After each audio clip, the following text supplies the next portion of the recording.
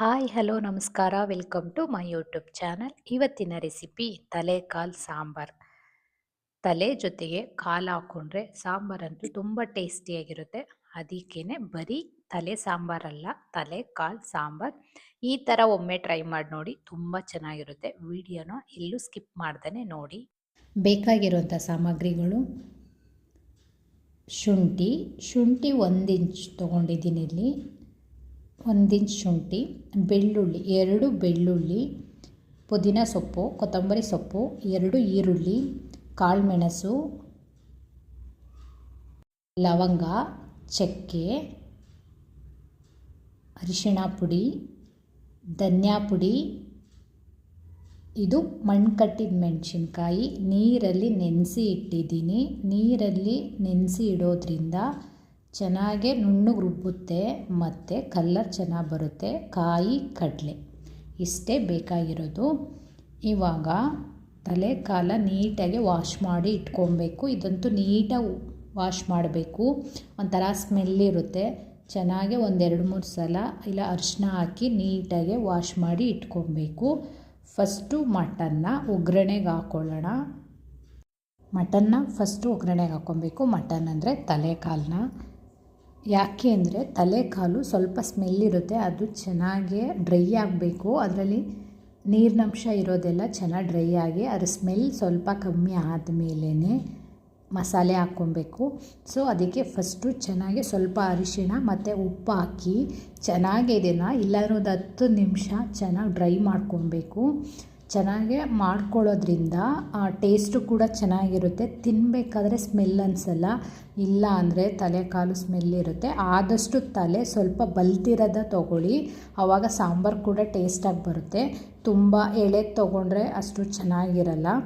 ಇವಾಗ ಒಂದು 10 ನಿಮಿಷ ಅದು ಚೆನ್ನಾಗಿ ಡ್ರೈ ಆಗ್ತಾ ಇರಲಿ. ಒಂದು ಸೈಡು ನಾವು ಮಸಾಲೆಗೆ ರುಬ್ಕೊಬೇಕು. ಸೊ ಇದನ್ನೆಲ್ಲ ಸ್ವಲ್ಪ ಫ್ರೈ ಮಾಡ್ಕೊಬೇಕು. ಫ್ರೈ ಮಾಡ್ಕೊಳ್ಳೋದು ಮಸಾಲೆ ಏನಕ್ಕೆ ಅಂದರೆ ಗ್ಯಾಸ್ಟ್ರಿಕ್ ಆಗಲ್ಲ ಅಂತ. ಹಾಗೇ ರುಬ್ಕೊಬೋದು, ಬಟ್ ಅಷ್ಟು ಟೇಸ್ಟಿಯಾಗಿರಲ್ಲ. ಸೊ ಈ ಥರ ಸ್ವಲ್ಪ ಎಣ್ಣೆ ಹಾಕ್ಕೊಂಡು ಚಕ್ಕೆ, ಲವಂಗ, ಕಾಳುಮೆಣಸು, ಶುಂಠಿ, ಬೆಳ್ಳುಳ್ಳಿ, ಈರುಳ್ಳಿ ಮತ್ತು ಮಣ್ಕಟ್ಟಿದ ಮೆಣಸಿನ್ಕಾಯಿ. ಇಲ್ಲಿ ಮಣ್ಕಟ್ಟಿದ ಮೆಣಸಿನ್ಕಾಯಿನಾದರೂ ಹಾಕ್ಕೊಳ್ಳಿ, ಇಲ್ಲಾಂದರೆ ಗುಂಟೂರು ಮೆಣಸಿನ್ಕಾಯಿನಾದರೂ ಹಾಕ್ಕೊಳ್ಳಿ. ಖಾರ ನಿಮ್ಗೆ ಎಷ್ಟು ಬೇಕು ಅಷ್ಟು ನೋಡಿ ಹಾಕ್ಕೊಳ್ಳಿ. ಇದು ತುಂಬ ಖಾರ ಇರುತ್ತೆ. ಸ್ಪೈಸಿ ಬೇಕು ಅಂದರೆ ಮೆಣಸಿನ್ಕಾಯಿ ಜಾಸ್ತಿ ಹಾಕ್ಕೊಳ್ಳಿ, ಇಲ್ಲಾಂದರೆ ಕಮ್ಮಿ ಇಟ್ಕೊಳ್ಳಿ. ಸ್ವಲ್ಪ ಪುದೀನ ಹಾಕ್ಕೊಂಡು ಸ್ಟವ್ ಆಫ್ ಮಾಡಿ ಚೆನ್ನಾಗಿ ನೀಟಾಗಿ ಒಂದು 5 ನಿಮಿಷ ಇದನ್ನು ರೋಸ್ಟ್ ಮಾಡ್ಕೊಬೇಕು, ಅಂದರೆ ಫ್ರೈ ಮಾಡಿಕೊಂಡು. ಮತ್ತು ಕೊತ್ತಂಬರಿ ಸೊಪ್ಪು ಹಾಕ್ಕೊಂಡು ಇದನ್ನು ತಣ್ಣಗಾಗಕ್ಕೆ ಇಟ್ಬಿಡಿ. ತಣ್ಣಗಾದಮೇಲೆ ರುಬ್ಬಬೇಕು. ಇವಾಗ ಇನ್ನೊಂದು ಮಸಾಲೆ ರುಬ್ಕೊಳ್ಳೋಣ. ಕಡಲೆ ಮತ್ತು ಕಾಯಿನ ಈ ಥರ ನುಣ್ಣಗೆ ರುಬ್ಕೊಳ್ಳಿ. ಇದನ್ನು ಸೈಡ್ಗೆ ಎತ್ತಿಟ್ಕೊಳ್ಳಿ. ಇವಾಗ ಇದೆಲ್ಲ ನೀಟಾಗಿ ಕೂಲಾಗಿದೆ. ಇವಾಗ ಇದನ್ನು ರುಬ್ಕೊಳ್ಳೋಣ. ಇದನ್ನು ರುಬ್ಕೊಬೇಕಾದ್ರೆ ಧನಿಯಾ ಪುಡಿ ಹಾಕ್ಕೊಳ್ಳಿ. ಇಲ್ಲಿ ಧನಿಯಾ ಪುಡಿ ಇಲ್ಲಾಂದರೆ 2ರಿಂದ 3 ಸ್ಪೂನ್ ಹಾಕಿದ್ದೀನಿ. ನಿಮ್ಗೆ ಎಷ್ಟು ಬೇಕು, ಸಾಂಬಾರು ಎಷ್ಟು ಬೇಕು ಅದ್ರ ತಕ್ಕನಾಗಿ ಇಟ್ಕೊಳ್ಳಿ. ಇದೊಂದು ಸೀಕ್ರೆಟ್ ಏನು ಅಂದರೆ ಕರಿಬೇವಿನ ಸೊಪ್ಪನ್ನ 4ರಿಂದ 5 ಎಸಳು ಕರಿಬೇವಿನ ಸೊಪ್ಪು ಹಾಕೋದ್ರಿಂದ ತಲೆ ಮಾಂಸ ಸಾಂಬಾರು ಚೆನ್ನಾಗಿ ಮತ್ತು ಟೇಸ್ಟಿಯಾಗಿರುತ್ತೆ, ತುಂಬ ಟೇಸ್ಟಿಯಾಗಿರುತ್ತೆ. ಇವಾಗ ಡ್ರೈ ಆಗಿದೆ ನೋಡಿ, ಇಲ್ಲಿ ಎಷ್ಟು ಚೆನ್ನಾಗಿ ಡ್ರೈ ಆಗಿದೆಯಲ್ಲ.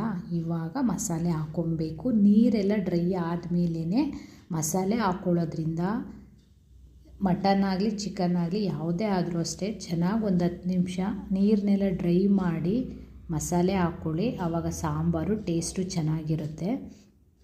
ಈ ಥರ ಮಸಾಲೆ ಹಾಕ್ಕೊಂಡು ಇದನ್ನು ಅಷ್ಟೇ ಒಂದು 5 ನಿಮಿಷ ಹಾಗೆ ಕುದಿಯೋಕ್ಕೆ ಬಿಟ್ಬಿಡಿ. ನೀರು ಹಾಕಬೇಡಿ. ಒಂದು 5 ಮಿನಿಟ್ಸ್ ಚೆನ್ನಾಗೆ ಮಸಾಲೆ ಎಲ್ಲ ಮಟನ್ಗೆ ಹಿಡಿಬೇಕು, ಅದಕ್ಕೆ ಹಾಗೆ ಬಿಟ್ಬಿಡಿ. ನೀವು ಚಿಕನ್ ಮಟನ್ ತಿನ್ನೋ ಬದಲು ಒಂದು ವಾರಕ್ಕೋ 15 ಡೇಸ್ಗೋ ಈ ಥರ ತಲೆಕಾಲು ತಿನ್ನೋದ್ರಿಂದ ಕೊಲೆಸ್ಟ್ರಾಲು ಇರಲ್ಲ ಮತ್ತು ಮೂಳೆಗೆಲ್ಲ ತುಂಬಾ ಒಳ್ಳೆಯದಿದು. ಇವಾಗ ಸ್ವಲ್ಪ ನೀರು ಹಾಕ್ಕೊಂಡು ಒಂದು ಕುದಿಯೋಕ್ಕೆ ಇಟ್ಬಿಡಿ.